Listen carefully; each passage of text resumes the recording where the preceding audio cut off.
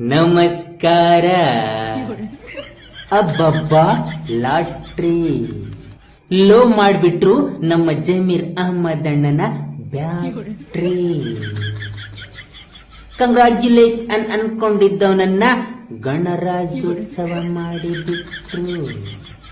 ನಮ್ಮ ಜಮೀರಣ್ಣನ್ನ ಸಿದ್ದರಾಮಯ್ಯನವರೇ ಕಾಪಾಡಬೇಕು. ಕಾರಣ ಸಿದ್ದರಾಮಯ್ಯನವರಿಗೆ ಜಮೀರು ಬಲಗೈ ಬಂಟನಂತಿದ್ದ. ಆ ನಂಟನ್ನೇ ಡಿಕೆ ಕಟ್ ಮಾಡಿಬಿಟ್ಟರು.